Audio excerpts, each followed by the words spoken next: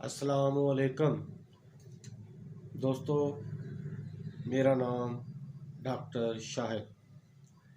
आज मैं आपसे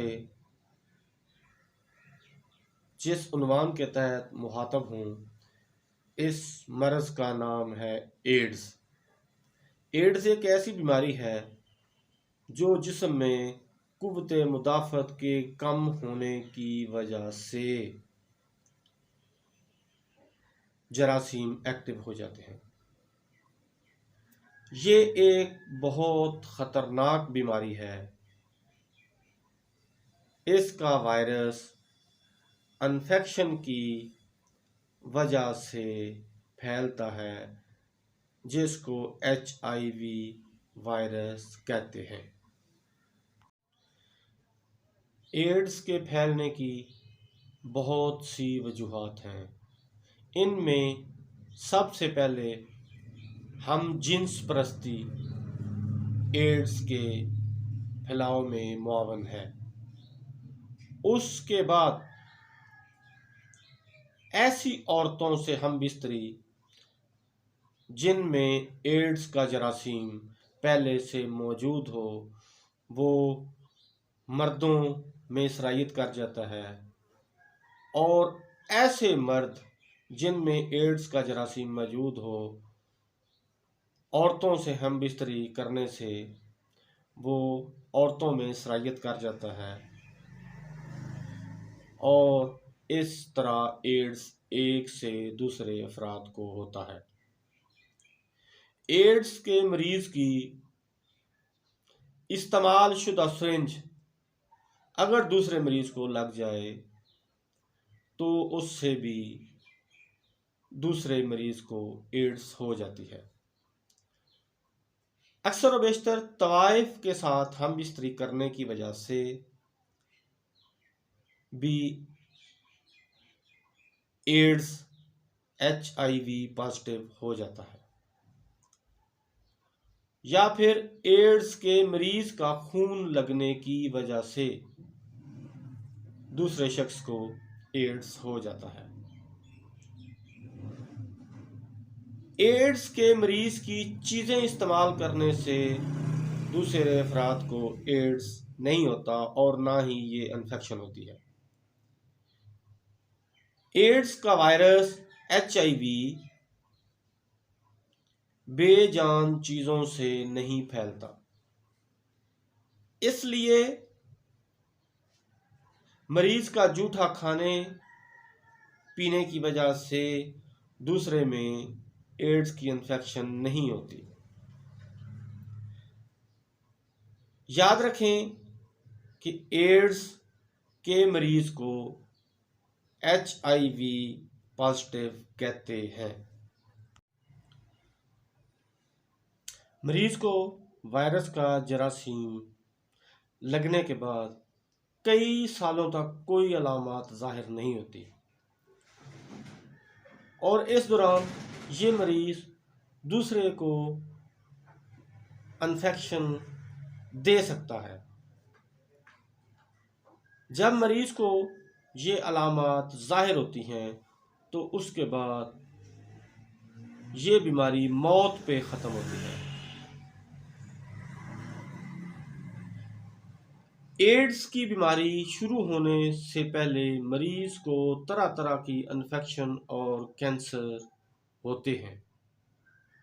जिस्म के लम्फावी गदूद सूज जाते हैं और इनमें किसी किस्म का दर्द नहीं होता और बाज़ औक़ात ये गदूद कई महीने तक सूजे रहते हैं। इन गदूदों की सूजन को देखकर डॉक्टर हजरात एड्स के टेस्ट करवाते हैं। फ्लू जैसी अलामत पैदा हो जाती हैं, गला सूज जाता है और बाज़ औक़ात मरीज को दस्त लग जाते हैं। कई मरीजों के जिस्म पर दाने निकल आते हैं। हर्पीस एक ऐसी बीमारी है जो जिल्द पे जाहिर होती है और इसके साथ साथ आसाब में भी दाने निकल आते हैं और इनमें शदीद दर्द और जलन होती है। दिमाग और हराम मगज़ में भी इन्फेक्शन हो जाती है। मरीज़ को बुखार होने लगता है और इसका वज़न कम हो जाता है। दर्जा हरारत कमज़ोरी होने लगती है और मरीज़ को रश शुरू हो जाता है।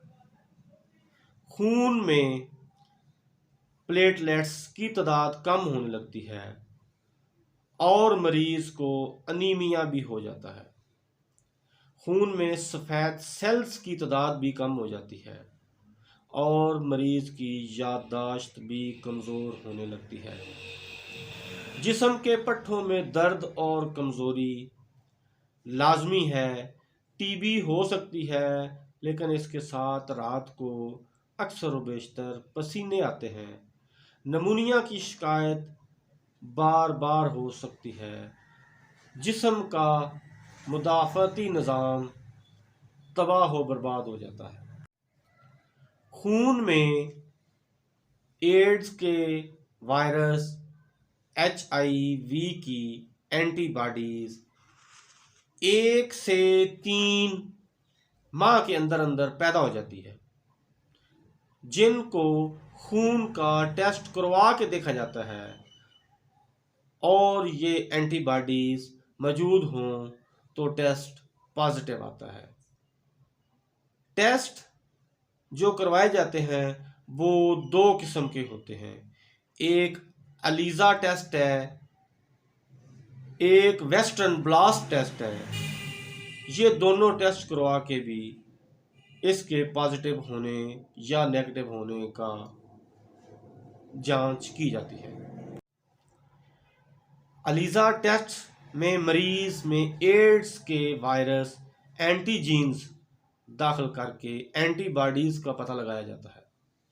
अगर ये एंटीबॉडीज़ मौजूद हों तो टेस्ट पॉजिटिव आता है। वेस्टर्न ब्लास्ट, इस टेस्ट के ज़रिए एड्स के वायरस मुख्तलिफ प्रोटीन के ख़िलाफ़ एंटीबॉडीज़ का पता लगाया जाता है। अगर एंटीबॉडीज़ मौजूद हों तो ये टेस्ट पॉजिटिव आता है और इस तरह हम इसको एड्स की तशख़ीस करते हैं। होम्योपैथी में इसका बेहतरीन इलाज मौजूद है, लिहाजा जिन लोगों ने मेरा चैनल सब्सक्राइब नहीं किया उनसे इल्तमास है कि वो मेरे चैनल को सब्सक्राइब कर लें ताकि मेरी नई आने वाली मालूमाती वीडियो को वो देख के ज़्यादा से ज़्यादा फ़ायदा हासिल कर सकें। होम्योपैथी में अलामात की मुमासलत की बुनियाद पर इलाज किया जाता है, क्योंकि अमूमन एड्स के मरीज़ों की अलामात के मुतमासल ही इनको अद्वियात भी फराहम की जाती हैं।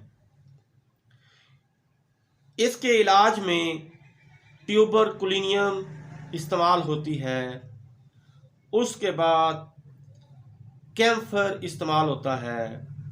इसके साथ साथ कुछ मेडिसन बायोकेमिक की भी इस्तेमाल होती हैं। उनमें कलकेरिया फास है, कालीफास है, नाइट्रम्योर है, स्लेशिया है और इसके साथ कार्बोवेज इस्तेमाल होती है, एकिनेशिया इस्तेमाल होती है, आयोडियम इस्तेमाल होती है, लोबिया पर्प भी इस्तेमाल होती है। अक्सर बेशतर ये मेडिसन अपनी अपनी अलामात के तहत इस्तेमाल होती हैं और इससे एड्स HIV वायरस जो कि पॉजिटिव है उसका इलाज किया जाता है। इसके बाद सबसे जो ज़रूरी बात है जिसकी वजह से इस बीमारी से बचा जा सकता है उसमें है हम जिन्स परस्ती से परहेज़ किया जाए। तवाइफ परस्ती से मुकम्मल तौर पे परहेज़ करना चाहिए और किसी की झूठी सिरिंज इस्तेमाल नहीं करनी चाहिए। खून लेने से पहले खून के तमाम टेस्ट करवाने चाहिए और मियाँ बीवी को भी एक दूसरे तक ही महदूद रहना चाहिए, फिर वो इस खतरनाक बीमारी से बच सकते हैं। इसीलिए तो कहते हैं परहेज इलाज से बेहतर है। जितना तुम परहेज करोगे उतना ही इस बीमारी से बचोगे।